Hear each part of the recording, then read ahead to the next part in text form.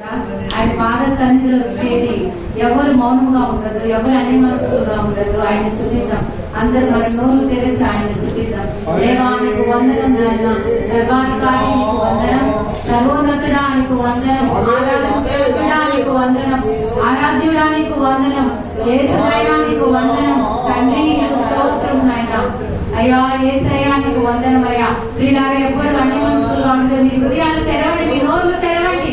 మనం అనవసరమైన విషయాలకు మన నోర్లు తెరుస్తాం, కానీ మన దేవుని స్తుతించడానికి మన నోరు తెరవకుండా మౌనంగా ఉండకూడదు. మనము మన విషయాలు నోరు తెరిచినప్పుడు మనకు ఆశీర్వాదాలు రావు, కానీ దేవుని విషయంలో కేకలు వేసినప్పుడు మెండుగా ఆశీర్వాదాలు కుమ్మరించబడతాయి. మెండుగా నీ పాపాలు క్షమింపబడతాయి. నీకు కావలసిన మానవలసిన రక్షణ దేవుడు నీకు దయచేస్తాడు. ఎవరు కేకలు వేయండి, మనం బయట కేకలు వేయకూడదు, కానీ దేవుని సన్నిధిలో మనం కేకలు వేయాలి. ఆ గుడి భర్తలో అయితే కేకలు వేసి వెళుతున్నా యేసయ్య గమనాన్ని ఆపి అతని యేసయ్య గమనాన్ని తన వైపు మంచుకున్నాడు కదా. బిడ్డ, ఈ రోజు నువ్వు ఏ స్థితిలో ఉన్నా, ఏ బాధలో, ఏ వేదనలో, ఏ పాపంలో నీవు ఉన్నా, నువ్వు కానీ కేకలు వేస్తే నీ కేకలు విని నీ దగ్గరకు రావడానికి నీ ప్రభు నా ప్రభు సిద్ధంగా ఉన్నాడు. బిడ్డ, అందరూ కేకలు వేసి దేవుని సన్నిధిలో హృదయాలు తెరచి ఆయన స్తుతిద్దాం. దేవానికి వందనం, రాజానికి వందనమయ్యా, తండ్రి నీకు వందనమయ్యా, రాజాది రాజానికి వందనమయ్యా, కృపగల రాజానికి వందనమయ్యా, సర్వోన్నతుడా నీకు వందనమయ్యా. తండ్రి స్తోత్రమయ్యా. నాయనా స్తుతులతో నాయనా మిమ్మల్ని స్తుతిస్తున్నప్పుడు తండ్రి, మీకు ఇష్టమైన స్తుతుల ధూపం వేస్తున్నప్పుడయ్యా, మీరు మా స్థితులను ఆగ్రహిస్తూ నాయన మమ్మల్ని దీవించడానికి, మా పాపాలను క్షమించి మాకు రక్షణను దయచేయడానికి ఆశీర్వాదాలకు వందనాలు నాయన తండ్రి. స్తోత్రమయ్యా యేసయ్యా. పరమును వీడిన యేసయ్యా, ఈ లోకానికి నా కోసం వచ్చావు తండ్రి యేసయ్యా. ఈ లోకంలో నా పాపాలను తుడిచిపెట్టడానికి, నా పాప విమోచన కలిగించడానికి నాయన ఈ లోకానికి వచ్చారు నాయన తండ్రి. మీకు వందనమయ్యా. దౌడ సింహాసనాన్ని వదిలినైనా పులిపాకలు నా కోసం జన్మించినైనా తండ్రి యేసయ్యా, విలువైన రక్తాన్ని చిందించినైనా తండ్రి, నాకు రక్షణ భాగ్యం దయచేసిన నా గొప్ప దేవ, నీకు వందనాలు నాయన. నీ ప్రేమకు మేమేమి ఇవ్వగలం రాజా. స్తోత్రం యేసయ్యా. వందనము తండ్రి తండ్రి తండ్రి. బిడ్డలా ఎవరు అన్యమనస్కులుగా ఉండగా యేసయ్యని స్తుతిద్దాం, మన దేవుని స్తుతిద్దాం. నిన్ను నన్ను చూస్తూ ఉన్నాడు, మన మధ్యలో సంచరిస్తూ ఉన్నాడు. మనందరినీ ఆశీర్వదించడానికి మన మధ్యలోకి వచ్చిన మన యేసయ్యని మన స్తుతులతో గణపరుద్దాం. ఎవరు అన్యమనస్కులుగా ఉండగా దేవుని స్తుతిద్దాం. నీ బిడ్డలారా మీకు వందనం తండ్రి యేసయ్య, మీకు వందనం. నీ బిడ్డలారా ఎవరు మౌనంగా ఉండదు, దేవుని స్తుతించండి. స్తుతి స్తుతి స్తుతి స్తుతి స్తుతి స్తుతి స్తుతి.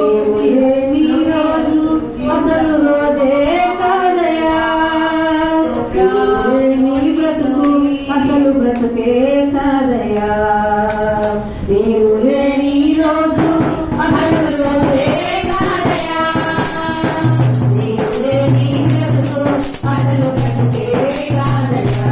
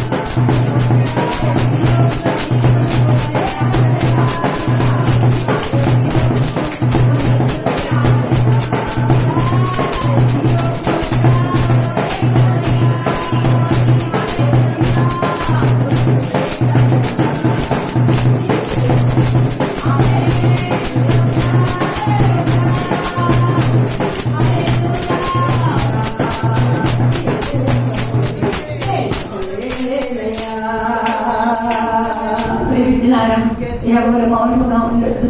ఈ రోజు ఈ స్థితి నా స్థితి ఈ విధంగా ఉన్నామంటే అది మన దేవుని కృపే కదా, అది మన యేసయ్య పెట్టిన భిక్షే కదా. మీ బిడ్డలాగా ఒకసారి ఆలోచించండి.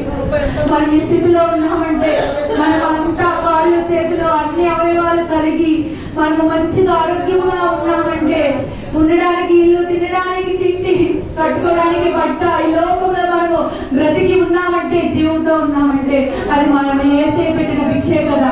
ఒక్కసారి ఆలోచించండి. ఆయన లేకపోతే మనం ఉన్నామా? ఒక్కసారి ఆలోచించండి. ప్రియులారా, మనం ఏమైపోతాం?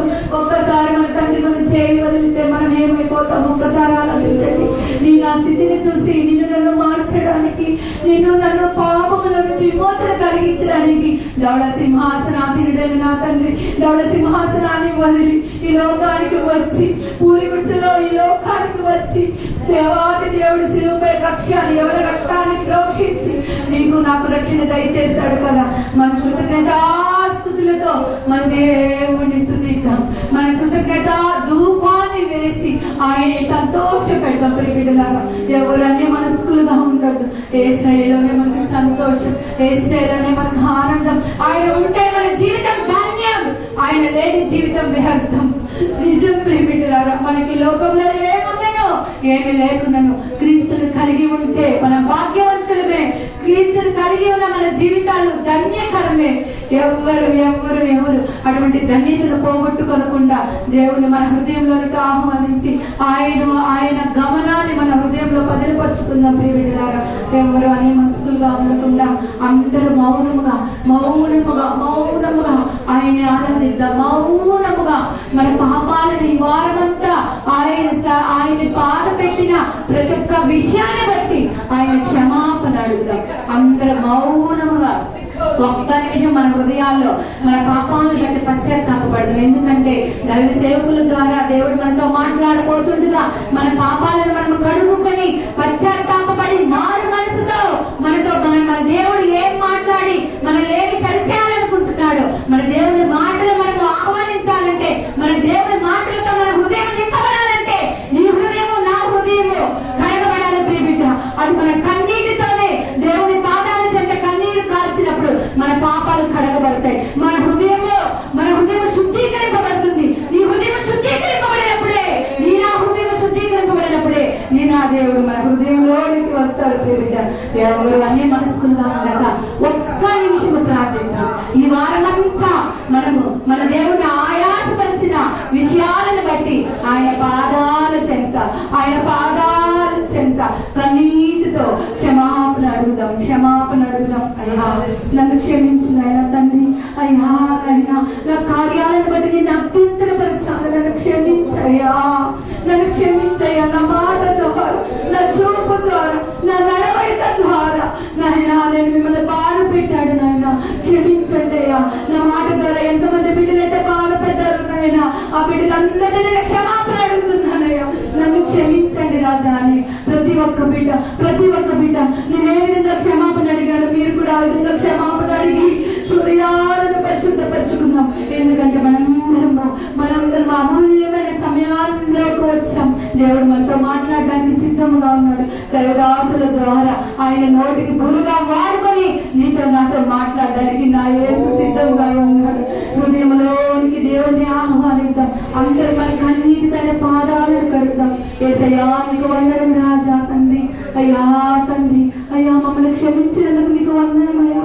అయ్యా, మేము మా పాపాలను బట్టి క్షమాపణ అడిగినప్పుడు నైనా మమ్మల్ని క్షమించినందుకు మీకు వందనము తండ్రి. యేసయ్యా అయ్యా, మమ్మల్ని క్షమించడానికి, ఆశీర్వదించడానికి అయినా, మాకు రక్షణ దయచేయడానికి, నిజమైన మారు మనసులు దయచేయడానికి నైనా మా సన్నిధికి మీరు వచ్చినందుకు వందనాలు నైనా.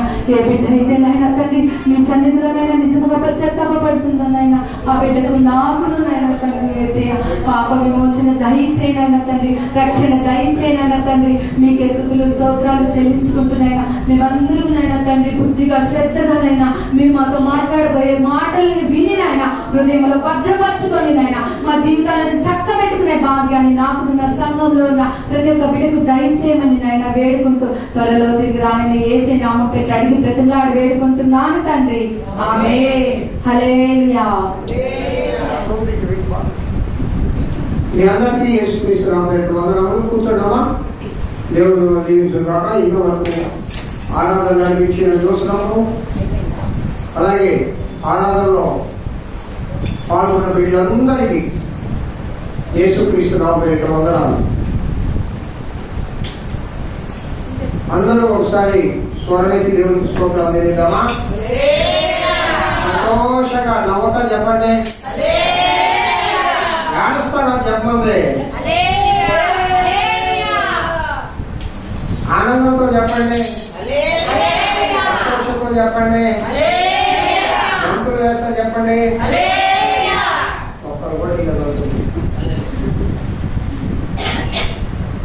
ఇందాక రవి డ్యాన్స్ చేయమన్నా బెత్లెహేములో సందడికి ఎక్కువ చేయగా. నిజంగా క్రిస్మస్ నెలలో చాలా మినీ క్రిస్మస్ జరుగుతూ ఉన్నాయి. తెలుసో తెలియదు మీకు. 25వ తేదీ నుంచి ప్రారంభమే కాదు, నవంబర్ నెల పెట్టిందంటే క్రిస్మస్ నెల ప్రారంభమైనట్టే. చాలా మినీ క్రిస్మస్ చాలా దగ్గరగా పెద్ద పెద్ద సంఘాల్లో క్రిస్మస్ సందర్భంలో మొదలైంది. కాబట్టి మనం ఈ క్రిస్మస్ దినాల్లో సంతోషకరమైన దినాల్లో ఉన్నాం. ప్రియులారా, ఇంకొక నెల రోజులు, ఇవాళ 17, ఒక 8 రోజులు, అదొక 25 రోజులు. కాబట్టి ఈ దినాల్లోనే కాదు, ప్రభు నమ్మిన బిడ్డలకు ప్రతిదినము సంతోషమే, ప్రతిరోజు క్రిస్మస్. స్తోత్రం చెప్పండి ఒకసారి. అసలు పండగ అంటే ఏదో నేను చాలాసార్లు షెపర్డ్ మినిస్ట్రీలో కూడా ఉంది, ఆహారంలో చెప్పారు. ప్రతి ఆదివారం పండగే మనం, ప్రతి పునరుద్ధాన దినం పండగే, ప్రభు సన్నిధిలో కూడుకున్నప్పుడల్లా పండగే, దేవుడితో మాట్లాడినప్పుడల్లా పండగే. అదే చెప్పండి ఒకసారి. నేను వ్యక్తిగతంగా ప్రభుతో ప్రార్థన చేసినప్పుడల్లా పండగే. అంతకంటే సంతోషం. సృష్టికర్త దేవుడితో మాట్లాడతాం. ఆ మూలకి రండి. ఇంకా ఎంతకాలం పాత చింతకాయ పచ్చడి మాట్లాడదు, అది నాకు నచ్చదు. పాత చింతకాయ రుచిగానే ఉంటుంది, కాగలను. పాత చింతకాయ పచ్చడి మాట్లాడితే అర్థమైందంటే ఏవో ఆచారాలు మాట్లాడు. నేను అట్టే ఉంటా, మాదింతే, నేనింతే, మార్పు చెందరా మానవాంటే చెందను, నిన్ను మార్చుకోయి అంటే మార్చుకోను.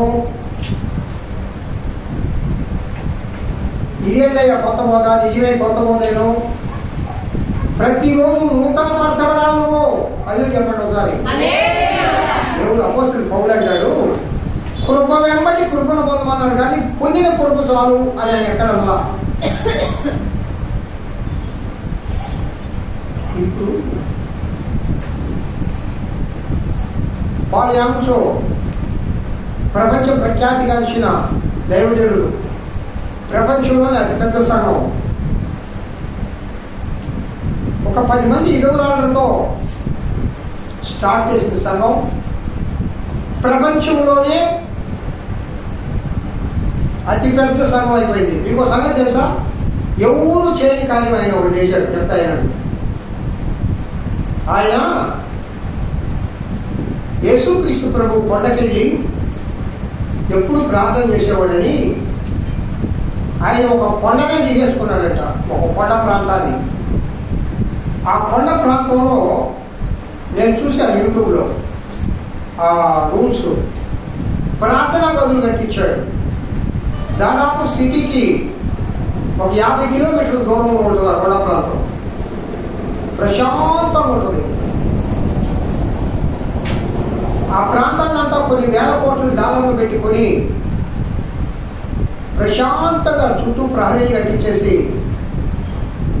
ఆ లోపలంతా ప్రార్థనా గదులు, ప్రేయర్ రూమ్స్ కట్టించాడు. ప్రేయర్ రూమ్స్ కొన్ని వేల మంది అక్కడికి వెళ్ళి ప్రార్థన చేసుకుంటారు. ప్రియులారా, ఏం ఇళ్ళు ఏముంటాయంటే ఇళ్ళు ఉంటాయి, అది వేరే. అక్కడ అక్కడికి వెళితేనే అది ఒక పరిశుద్ధత, అక్కడికి వెళ్తేనే అది ఒక సమాధానం, అక్కడికి వెళ్తేనే అది ఒక ఆనందం. మీరు ఈరోజు గుండెమని చేసుకొని చెప్పండి, నేను నిజంగా దేవుడి సన్నిధికి వస్తే నా మనసు బాగుంటుందయ్యా అన్నోళ్ళు దేవుడికి స్తోత్రం చేయండి. ఏదో అమ్మ కూడా తల్లి ఇప్పుడు వాడు వచ్చాడు పిలిపిస్తే, నాయన తిడతాడని ఇంకొకడు వస్తాడు, ఫాస్ట్గా ఏదో అంటారని ఇట్లా వస్తుంది. అది కాదయ్యా, ప్రభు సన్నిధికి వస్తే నా మనసు ఆనందంగా ఉంటుంది, దేవుడి సన్నిధిలో నేను సంతోషాన్ని వస్తుంది, దేవుడి సన్నిధిలో నేను కొనుక్కుని పొందుతా ఉన్నాను, ప్రభు సన్నిధికి రావాలని నేను ఆశ కలిగి ఉన్నాను అన్న వాళ్ళందరూ దేవుని స్తోత్రం చెప్పండి. వారి అంశం మరి ఆ సేవ అంత అభివృద్ధి కావడానికి ప్రార్థనే ప్రార్థనే ప్రార్థనే 10 సార్లు చెప్పాడు ఆయన మాట. ప్రార్థన మొదలు కొన్ని వేల కోట్ల డాలర్లు పెట్టి ఎందుకు కట్టించారంటే వాళ్ళందరూ వెళ్ళి ప్రపంచంలో ఉన్న వాళ్ళందరూ రక్షించబడడానికి ప్రార్థన చేస్తారు. చాలా మంది ఫారంలో విచ్చలవిడిగా యువకులు వెళ్ళి లోక సంబంధంగా జీవిస్తారు, కానీ అక్కడికి పోయే యువకులు పరిశుద్ధంగా జీవించడానికి పోతున్నారు. కొట్టండి, దేవునితో సమాధానంగా ఉండడానికి పోతున్నారు. అది నేను చూసి నేను ఎంతో సంతోషించాను. ఇప్పుడు యువత చాలా మారిపోయింది. ముసలంలో మనం ఎట్టున్నాం అట్టే ఉన్నాం, కానీ మనం మారడానికి ఇష్టపడాలి. నిజంగా యువకులు ప్రభువులోకి వచ్చి లోకాన్ని అంతా వదులుకొని నాకేం అవసరం లేదు, నాకు దేవుడు కావాలా, నాకు ఏసై కావాలా. మొన్న మా కోడలు చూపించింది, పాల నుంచి ఒక అమ్మాయి 25 years కూడా ఉండవు. దేవుడి సువార్త చేయడానికి ఒక 10 మంది ఫారినర్స్ సంఘానికి వస్తే అమ్మాయి వాక్యం చెప్తుంటే అగ్ని, ప్రార్థన చేస్తుంటే అగ్ని, లోకాన్నంతా అనుభవించి ఒకరోజు చచ్చిపోదామని చెప్పి అన్నీ అనుభవించేసి దేంట్లో నాకు సుఖం లేదు, నేను అందరికీ పనికిరాని దాన్ని అయిపోయాను, 25 సంవత్సరాలు కూడా ఉండవు ఆ లోపే. అంటే ఇప్పుడు తల్లిదండ్రులు స్వతంత్రం ఇస్తారు పాలనలో, అది కట్టడంలో. చివరికి ఒక్కసారి మా అమ్మ చెప్తుంటుంది కదా, ఏసైని ఒక్కసారి ప్రార్థన చేస్తాను, నాకు సమాధానం ఇస్తేమో చూస్తానని ప్రభు దగ్గర మోకాళ్ళు కన్నీటితో ప్రార్థన చేస్తే దేవుడు సమాధానం ఇచ్చాడట. అప్పుడు ఆమె చెప్పిన మాట ఏంటంటే, లోకంలో ఎక్కడెక్కడికో పోయాను, నాకు సంతోషం కావాలి, ఏదేదో చేశాను, అందరూ చేసేవాడి కంటే ఎక్కువ చేశాను, తాగాను, తందనాలు ఆడాను, తిరిగాను, స్నేహాలు చేశాను, సినిమాలు చూశాను, మీటింగులకు వెళ్ళాను, ఎన్నెన్నో చేశాను, కానీ నాకు సమాధానం లేదు, సంతోషం లేదు. ఇదిగో ఏసయ్యతో గడిపిన ఈ క్షణం నాకు సంతోషం ఉంది, కాబట్టి నేను దేవుడి కోసం బ్రతికాను. చప్పట్లు దేవుడు మహిమపడతాడు, కాబట్టి నేను దేవుడి కోసం బ్రతుకుతాను. పిల్లరా, ఒక నీకులో అమ్మాయి పాట పాడుతుంటే నిజంగా ఒక చిన్న పని ఒక రాజు వెళ్ళి దిగొచ్చినట్టుగా అలాంటి యువకులు బయలుదేరారు. పిల్లల లోకాన్ని వదిలి నువ్వు ఎందుకో వృద్ధాప్యంలో ఉన్నావు, అంతా అయిపోయింది, రేపో మాపో తెలీదు, అయినా దేవుడికి సంపూర్ణంగా ఎందుకు సమర్పించుకోలేకపోతున్నావు? ఎందుకు ప్రభు కోసం బ్రతకలేకపోతున్నావు? ఎందుకు దేవుడి విడిగా జీవించలేకపోతున్నావు? ఎందుకు ఇంకా నీలో లోకాశిలో? చూడండి, ఒకసారి వినండి. అనేక మంది ఏ విధంగా లోకాన్ని త్యజించి లోకాన్ని వదిలి దేవుడి కోసం ఏ విధంగా బ్రతుకుతున్నారో బాయిలో ఉండే కప్పల్లాగా ఉండగాకండి. బాయిలో ఉండే కప్ప అంటే ఇది మన సగమే, ఇంక వేరేదేలే, బయటికి పోయేదేలే. బాయిలోంచి బయటకు వస్తే లోపల తెలుస్తుంది. చూడండి, ఎందుకంటే అనేక మందిని చూడండి ఏ విధంగా నువ్వు ఎందుకు డెవలప్ కాలేకపోతున్నావు ప్రభువులో, ఎందుకు ఆత్మీయంగా ప్రభు కోసం నీ జీవితాన్ని సమర్పించుకోలేకపోతున్నావు, ఎందుకు లోకం కోసం బతుకుతా ఉన్నాం. ఎందుకు ఇంకా సాతాను సంతోషపెడతా ఉన్నాం? ఒక్కసారి ఆలోచించండి పిల్లలు. ఒక్కొక్క యువతి ఒక్కొక్క యువకుడు చెప్పే సాక్షి ఉంటే ముందే తక్కువ. వాళ్ళకి అన్నీ ఉన్నాయి, నీకేమి లేవు. వాళ్ళతో పోల్చుకుంటే నీకేం లేవు. లోకాన్ని అనుభవించడానికి ధనం ఉంది, అందం ఉంది, సామగ్రి ఉంది, అన్నీ ఉన్నాయి. అన్నీ వదిలేసి ప్రభు కోసం ఈరోజు ప్రపంచవ్యాప్తంగా తిరిగే యువతి యువకులు కోపాలను స్తోత్రం చెప్పి దేవుడు ఎందుకోసమో లోకంతా మేము అనుభవించాం. లోకంలో ఏమి లేదు, ప్రభువులోనే నిత్య జీవం ఉందని తెలుసుకున్నాడు. యెహోవా చెప్పడమ్మా ఉత్తముడని రుచి చూసి తెలుసుకున్నారు. మనం ఇంకా రుచి దేవుడు ఉత్తముడని తెలుసు. అమ్మాయిను ఎడిను అది బాగానే ఉండదు. వ్యర్థంగా గడపడానికి దేవుని ఆలయానికి రావు. చాలా సీరియస్గా చెప్తున్నాం. ఎవరైనా పరిశుద్ధాత్మ దేవుడు మనతో మాట్లాడేటప్పుడు ఆ మాట నీకు వస్తుంది. ఎవో ఉత్తముడే దేవుడు పరిశుద్ధుడు లోపల ఒప్పుకుంటుంది. సాతాను ఒప్పుకుందా లేదమ్మా? అమ్మ చెప్పటమ్మా, సాతాను ఒప్పుకుందా లేదా? అంత మాత్రం కదా సాతాను బాలరాజు పోతున్నామా?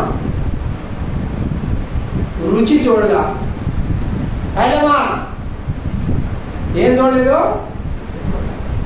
ఆ కూర ఉప్పుందో లేదో చూడదు మా చిత్తల్లి అట్టే పెట్టేస్తుంది. నాకు నేను పడి బాధ కాదు. రోజు రుచి చూసి కదా వేసేది. ఒక్కసారి 4 మంది అట్టేసుకొని వేస్తే నేను శుభ్రంగా తిన్నా. కాబట్టి రుచి లేక ఉప్పు లేక రుచి పుట్టగా నేర్చుకున్నట్టయ్యా భాస్కరా అన్నాడు కవి. అలాగే రుచి చూడకుండా దేవుడు ఉత్తముడని ఎడ చెప్తావు? పూటకం మాటలో వంట మాట్లాడి వేషధారుల మాటలు నాకు తెలుసు. వేసేయ్యా ఏం తెలుసు మీకు? ఎప్పుడైనా రుచి చూసాడు దేవుడు? నేను ఎందుకో పరిశుద్ధాత్మ దేవుడు చాలా కఠినంగా ఈ దినం మనతో మాట్లాడగడానికి ఇష్టపడుతూ ఉన్నాడు. ఎందుకనగా నేను ఇంకా మార్పు చెందలే, ఎందుకనగా నేను ఇంకా దేవుడి కోసం ప్రతిష్ఠించబడలా, ఎందుకనగా ఇంకా సంపూర్ణంగా ప్రభు కోసం భద్రత నేర్చుకోవాలా. ఆత్మదేవుడు గొప్పపడుతూ ఉన్నాడు. పిల్లగా మనల్ని మనము పునరంకితం చేసుకోవాలా. దాన్ని పునరుజ్జీవం అంటాం, దాన్ని ఉజ్జీవము అంటాం. అలా చెప్పండి, చెప్పకూడదు. ఉజ్జీవ కోటాలని పేరు పెట్టి ఉజ్జీవం లేకుండా ఉంది. ఉజ్జీవ సభలో ఎందుకు పెడుతున్నారు భక్తులు? 3 దినాలు, 6 దినాలు, 40 దినాలు ఎందుకు ఉపవాస కూడికలు పెడుతున్నారు? వేల మంది, లక్షల మంది, కోట్ల మంది ప్రభు దగ్గరికి ఎందుకు పరిగెడతా ఉన్నారు? నిత్య జీవం పొందడం కోసం. ఎందుకంటే సాపట్టు పడుతూ దేవుని మహిమంతండి. ఈ లోపల ఎంతకాలం జీవించినా అమ్మా ఒకరోజు లోకంలో సాతాను గారు ఇచ్చేది మరణం, ప్రభు ఇచ్చేది నిత్య జీవం. అందుకే ఆయన ఈ లోకానికి వచ్చాడు నీకోసం. నిజంగా ప్రభు కోసం సేవలో ఒక దైవజనుడు ఎంత కష్టపడుతున్నారమ్మా. రాత్రింబళ్ళు ప్రార్థన చేస్తూ ఎంత లోకాన్నంతా వదిలేస్తూ మహాజ్ఞానవంతులైన వారండి, అత్యున్నతమైన స్థానంలో ఉన్నవారండి. మా ఒక కలెక్టర్ గారు కలెక్టర్ ఉద్యోగానికి రాజీనామా చేసి దేవుని సేవకు వచ్చాడంటే నమ్ముతారా? కలెక్టర్ ఉద్యోగానికి రాజీనామా చేసి ప్రభు సేవకు వచ్చాడండి అంటే అర్థమైంది. కలెక్టర్ కంటే ఆ ఉద్యోగం కంటే ఏ ఉద్యోగం లేదు నాకు. అలా వచ్చిన ఆయన ఒక దినమాట ఆయన సిటీలో సేవ చేయడానికి ఇష్టపడేదంట. ఎక్కడైతే నిరక్షరాస్యులు ఉన్నారో, ఎక్కడైతే దేవుని ఎరగని ప్రజలు ఉన్నారో అక్కడ పోయాడు. మనవాడు అటకాదు ఇప్పుడు మాట్లాడు. ఏ సమయంలో ఎక్కువ మంది జరగదురా, వాళ్ళు ఎలా పోయి దర్శించి వాళ్ళ సలహా మన గుడికి లాక్కున్నామా?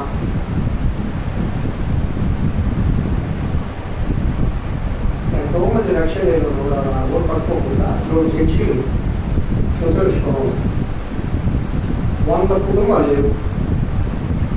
ఎంత భాగ్యం వాళ్ళ గుడికి ఇవాళ పోయినా రేపు మన గుడికి వస్తారు, ఎల్లుండి వాళ్ళ గుడికి పోతారు. దేవుడు సకాలంగా కాకుండా అన్ని ఒకటి మార్చేదే. మన సంఘం చర్చలు మొట్టమొదటిగా స్థాపించబడుతున్నాము. తప్పట్లు కొట్టండి ఒకసారి. నేనైనా నేను నాకు శివ చెప్పాడు, సరైన వాళ్ళ దగ్గరికి పోదారా, అక్కడ కలిగి చేసుకుపోవడం మన ఇద్దరం పోతే వాడు మన సంఘానికి వస్తాడు. నేను రాను. వస్తు శివ ఒక సంఘానికి పోయి వాడు మనం పిలవకూడదు. ఆయన నా సంఘానికి పంపిస్తుంది. తర్వాత చూసేసాను ఆయన ఆ రోజు కూర్చుంటే సరిపోలేదు. ఈరోజు మన సంఘానికి పోతున్నాడు, వాళ్ళు వికెట్ ఇచ్చాడు. కానీ శివ అది మంచి పని కాదు. మనం చెప్తా తప్పని చేయడం.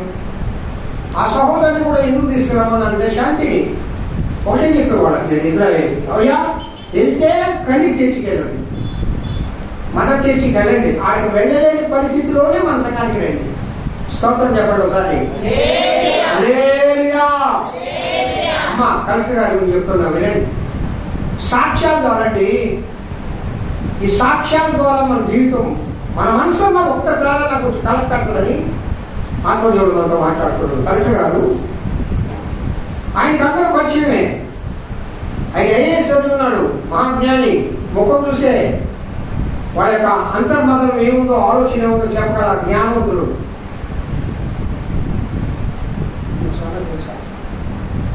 వాళ్ళ భార్య ఏం వెళ్ళిపోయింది, పిల్లలు వెళ్ళిపోయారు, మాట్లాడైపోయింది. ఉన్న సమస్త ధనాన్ని కూడా పిల్లలకి, భార్యకి, కార్లు, గీళ్ళు, బంగాళాలు ఇచ్చేసాడు. బైబిల్ స్టడీస్ తగ్గించుకున్నాడు, బైబిల్ పెట్టుకున్నాడు. నిరక్షరాస్యుల మీద చోటుపోయింది. దేవుడు సువా చెప్తా ఉంటే ఒక అతను ఫుల్గా తాగేసి వచ్చి కిల్లి వేసుకొని మొక్క నిండా ఊసేసాడు. ఒక రోజు బట్టల నిండా ఊసేసాడు. ఏమనుకోవాలి అప్పుడు ఆ కలెక్టర్ గారు? ఏమనుకోవాలా? కలెక్టర్ వస్తుంటానే ఎస్పీ ముందు ఉంటాడు, జబేదారు ముందు ఉంటాడు, కార్ల మీద కార్లు. ఎంతమందికి నోటి వీడి తాగుపోతాడు, నిరక్షరాశుడు, అక్షరం ఒక రానోడు వచ్చి నా పట్లు నా మొక్క మీద ఈ కిలి ఊసిపోతాడా అని అనుకొని కుంగిపోవాలి. నాలాంటి వాడు అయితే వచ్చి ఇంతకంటే బతికెత్తుకుని ఉండనే ఉండదు. ఆయన అక్కడే మోకాళ్ళు పరిశుద్ధుడు అయిన దేవుడు, సర్వ సృష్టికర్త అయిన దేవుడు, నా కోసం నీ మీద ఉంగు వేయించుకోలేదా? నా కోసం నీ తలపైన ముళ్ళ కిరీటం ఇంటికి ఎడం చేయలేదా? నా కోసం నీ కాళ్ళలో చీరలో వేగులు పట్టుకోలేదా? అంతకంటే త్యాగవాదేవా ఇది? క్షమించాలి, ప్రార్థన చేస్తారు. హల్లెలూయా, హల్లెలూయా. ఎంతో గొప్ప మంది ప్రియుల జ్ఞానవంతులు లేని వాడు పాల్పంచుకుంటున్నారు. దేవుని కోసం ఒక వరదలాగా వస్తున్నారు. మనకి తెలియదు, కానీ మనం పురాతన క్రైస్తవులు. మన పెద్ద సంఘం, ఓ మా తాత మా ముత్తాత. మార్పు లేకపోతే ఎందుకు? మార్పు లేని జీవితం ఎందుకు? చచ్చిపోయినప్పుడు ఈ శవాన్ని గుళ్ళేకి చేస్తారేమో కానీ పరలోకరాజ్యంలో నువ్వు ఉంటావా? జ్ఞాపకం చేసుకోండి. సమాజం పట్ల నీ శవం పైన శిలువ పడుతున్నావు కానీ ఆ శిలువ కలిగి, శిరస్సు మీద శిలువ కలిగి, శిలువధారి అయిన మహిమాన్వితుడైన ఆ ప్రభువు నువ్వు ఎదుర్కోగలవా? ఏ విధంగా నిలుస్తుంది? పిల్లల వాక్యం వద్దాం. ఇదే యోర్దాను అనుభవం. యోర్దాను అనుభవం రండి. 2వ అధ్యాయము 5వ వచనం నుండి నేను చదువుతున్నాను, జాగ్రత్తగా గమనం చేయండి. ఎరికోలో ఉన్న ప్రవక్తల శిష్యులు ఎలీషా యొద్దకు వచ్చి, నేను యెహోవా నీ యొద్ద నుండి నీ గురువును పరమునకు తీసుకొని పోవునని నీవు ఎరుగుదువా అని ఎలీషాను అడుగగా, అతడు నేను ఎరుగుదును, మీరు ఊరకుండుడి అనెను. అంతటా ఏలియా,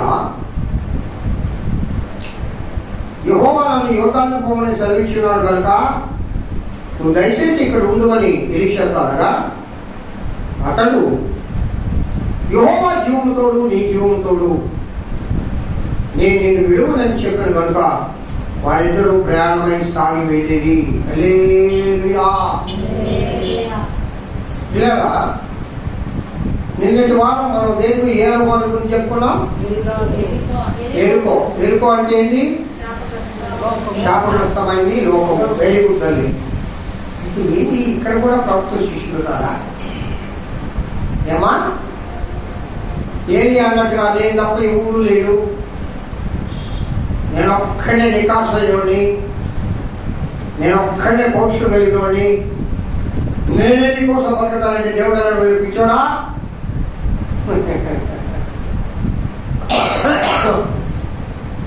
నువ్వు కాదు ఇంకా 7,000 మంది ఉన్నావు. నేనేమనుకుంటుంటా, నేను ఒక్కడే. చాలా మంది మీ పిల్లరా ఇక్కడ ఎరుకోలో కూడా ప్రవక్తలు ఉన్నారు, ప్రవక్తల శిష్యులు ఉన్నారు. అయ్యో చెప్పండి ఒకసారి. అందుకే నేను చెప్పాను, లోకంలో చాలా మంది ఒక వరద వలె ఈ అంత్య దినాల్లో ప్రభు దగ్గరికి వస్తా ఉన్నారు. వరదలాగా వస్తున్నారు పిల్లరా. వెళ్ళండి, సిటీస్కి వెళ్ళండి, చూడండి. గొప్ప గొప్ప స్థాయి కలిగిన వాళ్ళు, ధనం కలిగిన వాళ్ళు, లాయర్స్, డాక్టర్స్, యాక్టర్స్ కూడా సమస్తాన్ని వదిలి ఆదివారం కూడా ప్రభు సన్నిధిలో దేవుడిని ఎట్లా ఆరాధిస్తున్నారో చూడండి. ఏ విధంగా దేవుడిని సేవిస్తున్నారో చూడండి. ఏ విధంగా సంఘంలో పరిచర్య చేస్తున్నారో చూడండి. ఏ విధంగా దైవజనుడి మాటకు లోబడి దేవుడి సేవలో ఏ విధంగా పాల్గొంటున్నారో చూడండి. చూశాం కాబట్టి ఆ అనుభవాలలో నా సగం కూడా వస్తే ఎంత బాగుండు అని ఆశ, ఒక పిచ్చి ఆశ, అంతే, అంతకంటే ఏమి లేదు. ఆ విధంగా నా సగంలో ఉన్న ప్రతి ఒక్కరు మార్పు చెందితే ఎంత బాగుండు అని ఒక ప్రార్థన దేవుడి దగ్గర, కన్నీటి ప్రార్థన.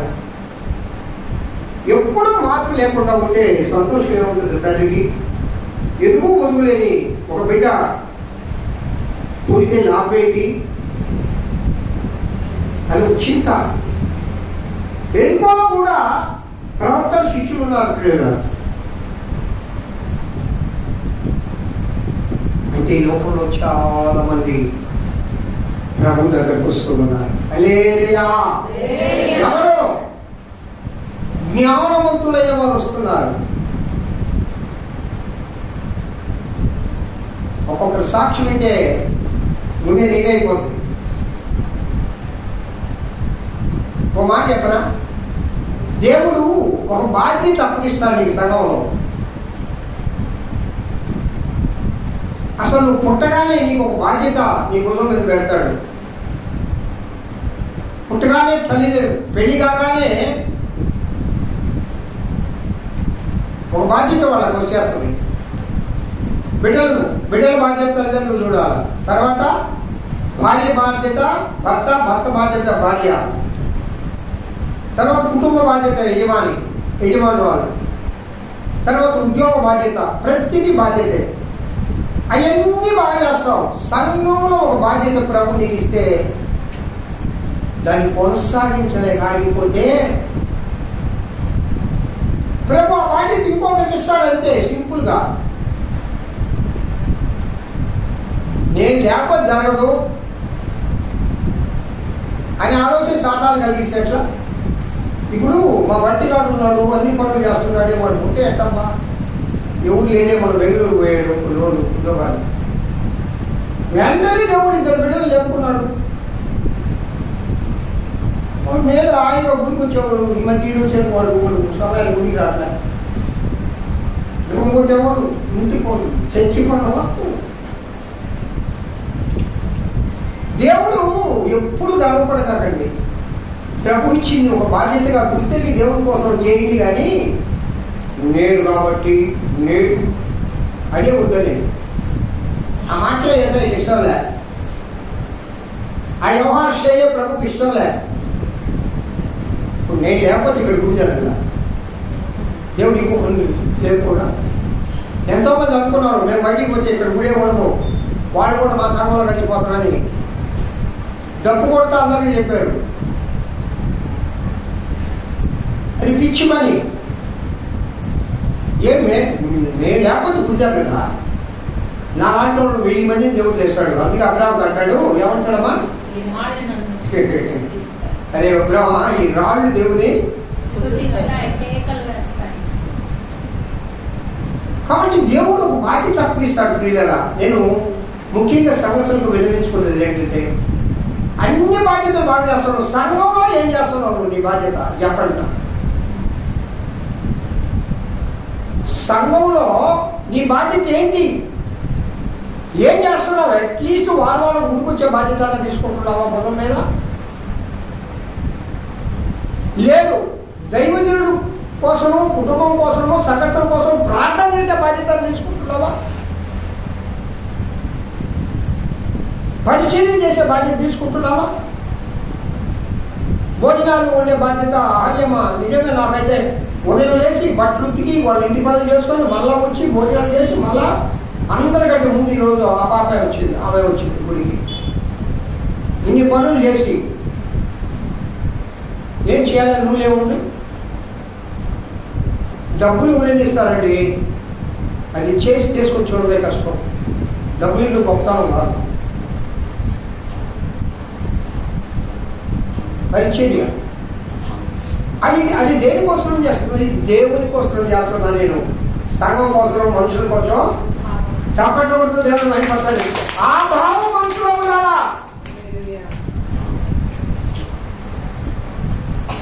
ఇది ప్రభువు కోసము.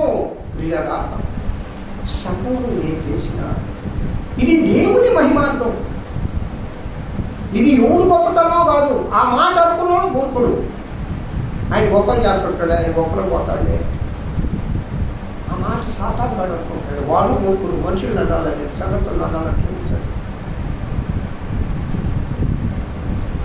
ఏ పని చేసినా నువ్వు కానీ, నేను కానీ, దైవజనుడుగా నేను కానీ, విశ్వాసులుగా మీరు కానీ, ప్రభు మహిమార్థము, సేవాభివృద్ధి కోసము, సంఘాభివృద్ధి కోసము మనందరము బాధ్యత ఏం చేయాలమ్మా?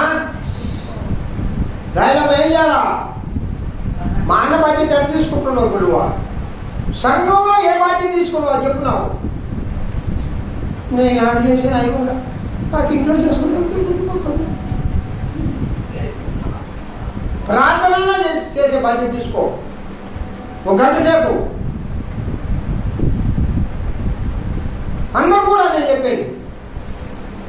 దేవుడు ఒక్కొక్కరికి ఒక్కొక్క కృప ఇస్తాడు. నేను సాయంకాలం పాపం ఇంకా వర్షం వస్తుంది, రేపు పొద్దున చేసుకోవచ్చు లేదా, ఇక్కడంతా వచ్చి చూస్తే మీకు తెలిసి ఉండేది. ఇంత గుట్లు గుట్లు సేవలు కుప్పలు పెట్టేసి నిన్న మౌలిక బండి వచ్చి మొత్తం శుభ్రంగా దింగా సేవలన్నీ ఎత్తేసి అంతా బాగు చేసి వచ్చి మనం కూర్చున్నాం. దేవుడు ఆ బిడ్డలు ఎన్నుకున్నాడు. దేవుడు ఆ బిడ్డలు దీన్ని చేస్తూ తెలుసుకోవాలి. అల్లెలు చెప్పండి. కాబట్టి దేవుడు ఇచ్చిన బాధ్యత ప్రభు కోసం చేయండి. ఎప్పుడు నేనేనా చాలా మంది చదువులు మా పిల్లలు కనపడతారు. నీకా ఆ మాట అనేవాళ్ళు చాలా మంది మా అమ్మే కనపడద్దా? దేవుడు ఏర్పాటు చేసుకోవడం, నువ్వెందుకు ఆ మాట అనేది? అల్లే చెప్పండి ఒకసారి. నీ పిల్లడే కనపడుతున్నాడు. నా ఇంటి పని చేయమని కాదు, దేవుడి పని చేయమని దేవుడు ఏర్పాటు చేసుకున్నాడు. చెప్పండి. అరే బాబు ఏ విషయాలు తెలుసా? నీ యజమానుడు ఇదేమో దేవుడు నాకు తెలుసు కదా బాబు, మీరు గమ్మునుంటారా? పోతాం ప్రియులరా. చివరిగా యోర్దాను అనుకోలేకపోతాం. ఎలీషా దేవుడు నన్ను యోర్దాను పోమంటున్నాడు. ఇప్పుడు ఎన్ని అనుభవాలు పొందారు వాళ్ళు? ఏ అనుభవాలు పొందారు చెప్పండి? మొదటిది రక్షణ అనుభవం, ఆత్మీయతలు చెప్పండి. మొదటిది రక్షణ అనుభవం, రెండోది మందిర అనుభవం, మూడోది లోకాన్ని జయించే అనుభవం. అప్పుడు యోర్దాను అంటే మరణంలో నుండి జీవంలోనికి దాటడం. చెప్పండి కొడుతుంది అందరూ చెప్పండమ్మా. మరణములో నుండి జీవములోనికి దాటుట. మీరే చెప్పండి, ఇంకొకసారి చెప్పండి, మరొకసారి చెప్పండి. ఇది యోర్దాను అనుభవం. యోర్దాను అంటే అర్థమైంది.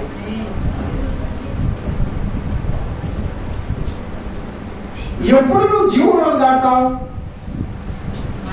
ఎప్పుడు యోర్దాను దుప్పటితో కొడితే 2 పాయలుగా తీసి నీకు దాన్ని చూపిస్తుంది. ఎప్పుడు యోర్దాను నీళ్లు నిన్ను చూసి ఆగిపోతాయి? యోర్దాను నీళ్ళు అంటే మరణం పిల్లలు, మరణమే ఆగిపోతుంది నిన్ను చూసి. సపడి మనపడుతుంది. మరణం భయపడింది, మరణము సమాధి చేయబడింది, మరణానికి జీవం లేదు, మరణమైపోయింది. నా ప్రియుడైన యేసయ్య మరణాన్ని గెలిచాడు. కాబట్టి నీవు కూడా క్రీస్తునందు మృతులైన మీరు తిరిగి అంటే మరణాన్ని మీరు మరణాన్ని పాతిపెట్టాలి. మరణంలో సమాధిలో మరణాన్ని పాతిపెట్టాలి. మరణం ఓడిపోవాలి, మరణం పారిపోవాలి, మరణం భయపడాలి. చూసి హల్లెలూయా. మరణం వచ్చే సాతానే కదా. పాపం వల్ల జీతమో ఆజ్ఞాతిక్రమమే. ఆ ఆజ్ఞను అతిక్రమించిన వాడు సాతానుగాడు. మరణానికి మూల పురుషుడు ఎవరమ్మా? జీవానికి మూల పురుషుడు ఎవరమ్మా?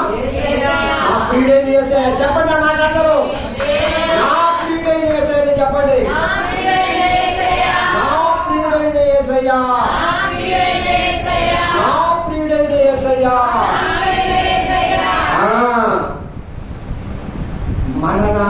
మరణానికి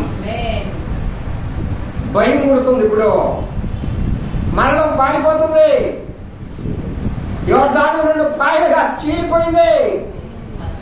ఈ అనుభవాలకు నువ్వు రావాలంటే ఆ 3 అనుభవాలకు నువ్వు సంపూర్ణంగా కావడాలి. 1 రక్షణ సంపూర్ణంగా పొందాలి.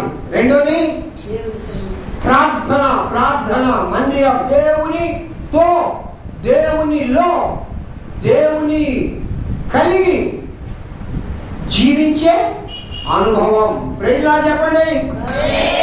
3ది లోకంలో జీవిస్తూనే ఉంటావు, లోకం నీలో జీవించడు. ఒకసారి తామర పుష్పంలాగా, తామర పువ్వులాగా లోకంలో నువ్వు జీవిస్తావు. లోకంలో కాకపోతే మనం అడవిలో జీవిస్తావా? కానీ లోకం నీలో జీవించకూడదు. అది దేవుడు కోరుకునేది. లోకంలో నువ్వు ఉండు, అందరితో మాట్లాడు, అన్ని చేయి, కానీ అవి నీలో ఉండకూడదు. అవి మనలో లోకస్తులు మాట్లాడినట్టు మనం మాట్లాడకూడదమ్మా. లోకస్తులు చూసినట్టు నువ్వు చూడకూడదయ్యా. ఒక ప్రతిష్ట అవసరం. విశ్వాసం యువతాన్ని దాటాలంటే నిన్ను నువ్వు ప్రతిష్ఠించుకోవాలి.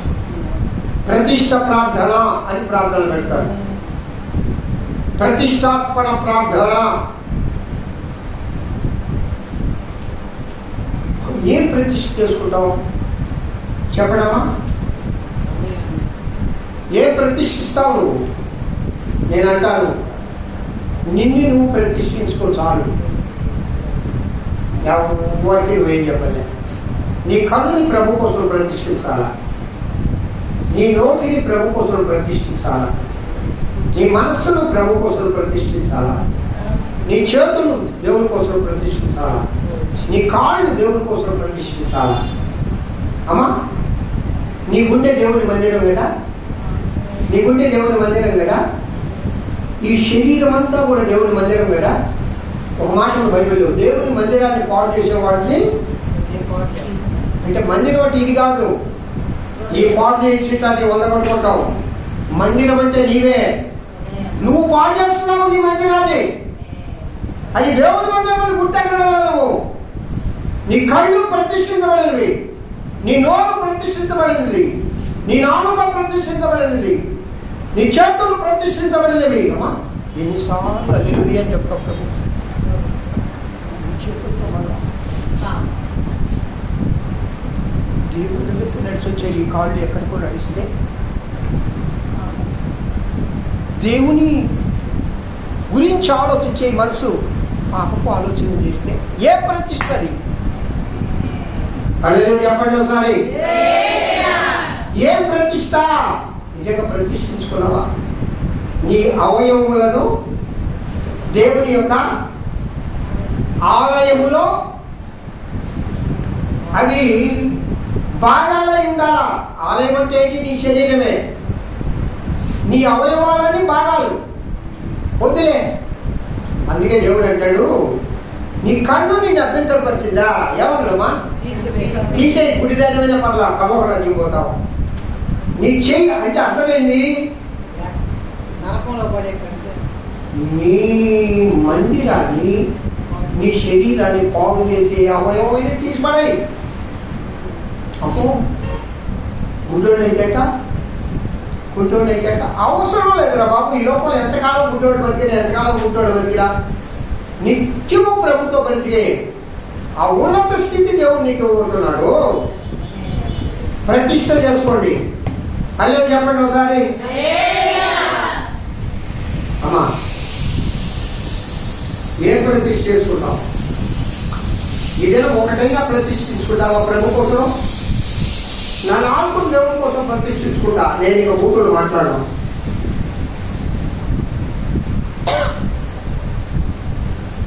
మీరు బూతులు మాట్లాడతాను నేను చెప్పడంలే. అవకాశం వచ్చినా మాట్లాడను. అవకాశం జనకాలు అవసరం లేదు. నా కన్నులు నేను ప్రతిష్ఠించుకుంటా. దేవుడికి ఇష్టం లేని కార్యాలు నేను నా కళ్ళతో, నా మనసును నేను ప్రతిష్ఠించుకుంటా. ఏమిటి ఈ ప్రతిష్ఠ జరిగితేనే యోగాను దాటేది. జీవంలో నుండి మరణంలో నుండి జీవంలో దాటేది ఎప్పుడు తెలుసా? నువ్వు ప్రతిష్ఠించుకుంటేనే. నీ ప్రార్థన మందిరం నువ్వు కట్టుకుంటేనే, ఆ మందిరంలో దేవుడి నివాసం ఉంటేనే ఆ మూడు అనుభవాలు వచ్చేటప్పుడే. ప్రభు లేకుండా మందిరాలు చాలా ఉన్నాయి. ప్రభు లేకుండా ప్రార్థనలు కూడా ఉన్నాయి. ప్రభు లేకుండా పాటలు ఉన్నాయి. ప్రభు లేకుండా అన్నీ ఉంటాయి. ఒకసారట ఓ భక్తుడు దేవుని ఆలయానికి వస్తామన్నట. యేసయ్య ఆ వాకిట్లో కూర్చోడట బయట. ఆయనకి ప్రభుతో మాట్లాడే అనుభవం ఉంది. దేవుని దర్శనావరం ఉంది. దేవా దేవా దేవా దేవా ఏంటి ఆయన ఏడు కూర్చోండి, ఏడున్నా నిలబడి మీ దేవాలయంలో ఆరాధన జరుగుతుందా? ఉద్యోగ ప్రసంగికుడు అయినా బలి ప్రసంగికుడు పాటలు బలి పాడి ఉంటాడు. అయ్యా మా ఆరాధన అంటే అబ్బా కప్పులు ఎగిరిపోతుంది. ఏదయ్యా వాళ్ళని బయటికి నెట్టేశారు. ఏం చెప్పాడంట? చెప్పండమ్మా. నాకు ఆడ స్థానం లేదురా బాబు, నువ్వు కూడా బాగుండేవాడు. ఆడెందుకు బాబు? అయ్యా నీకు స్థానం దగ్గర నేనేందుకు బా, మనం నువ్వుండే చోటుకు వస్తాను. నేను కూడా నేను దేవుడికి స్థానం లేని ఆరాధనలు చాలా ఉన్నాయి పిల్లలా. దేవుడికి స్థానం లేని చర్చిలు చాలా ఉన్నాయి. చర్చిలు అంటే ఇది కాదు నేను చెప్పేది. మందిరము నీ హృదయము. దేవుడు నీలో లేకుండా ఏం చేసినా యోగ్యాను అనుభవాన్ని నువ్వు సాధించలేవు. హల్లెలూయా. స్తోత్రం చెప్పండి ఒకసారి. తప్పట్లు పట్టు దేవుడు వేయపట్టండి. ఏ తల్లి, ఈ సహోదరుగా నాన్న ఏం ప్రతిష్ఠించుకుంటావు ఈ రోజులు? దేవుని దగ్గర ఒక నిబంధన చేస్తావా? ఆ నిబంధనల మనసు దగ్గర ఉన్నావు. ప్రభువా ఇంతకాలం వ్యర్థంగా నేను బ్రతికాను, పెద్దగా నా చూపులు, పెద్దగా నా ఆలోచనలు, పెద్దగా నా నోరు, పెద్దగా నా నాలుక, పెద్దగా నా చేతులు, పెద్దగా పెద్దగా సమయాన్ని గడిపాను. నేను ప్రతిష్ఠించుకుంటున్నాను అన్న ఆత్మదేవ. ఈరోజు నాతో మాట్లాడామన్నవాడు దేవుడికి స్తోత్రాలు చెప్పండి. చప్పట్ల కొడుకు దేవుడిని మహిమపరచండి.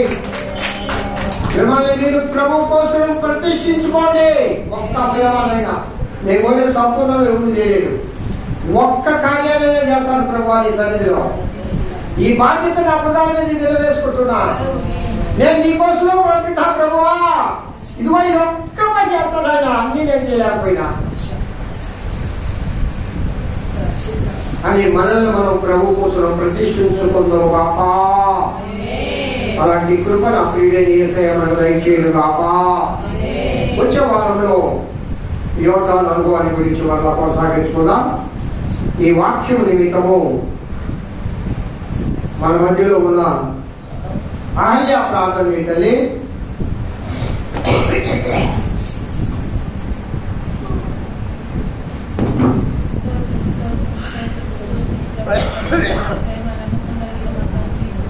బంగారు పాదముల కోదరాలు స్థుతులు స్తోత్రాలు ప్రేమ ఆశ్చర్యకుండా అద్భుత కరుడైన మా దేవానికి స్థుతులు స్తోత్రాలు ప్రేమ వచ్చిన వారమంతానైనా నీ సత్యని మార్చి కాపాడి ఇప్పుడు దాని తెలిపిన తల్లి నీ మందిరములనైనా మమ్మల్ని నడిపించిన విధానముగా స్తోత్రాలు దేవా తండ్రి మేము నాయన అయ్యా నిన్ను మాటలతో మహింపరిచినాం ప్రేమ. అయ్యా నీ దాసుడి నా తండ్రి నీ మాటలతో మమ్మల్ని హెచ్చరించినారు ప్రేమ. నిజంగా నాయన మా జీవితాలు ఎలాంటి అనుభవంలో కొనసాగుతున్నాయో అయ్యా ఇదిగో నాయన ప్రతి వారం తండ్రి మాకు అయ్యా తేటగానైనా తెలియపరుస్తుండగా వినని వాక్యాన్ని నా తండ్రి మేము వ్యర్థంగా పోనిస్తాం ప్రేమ.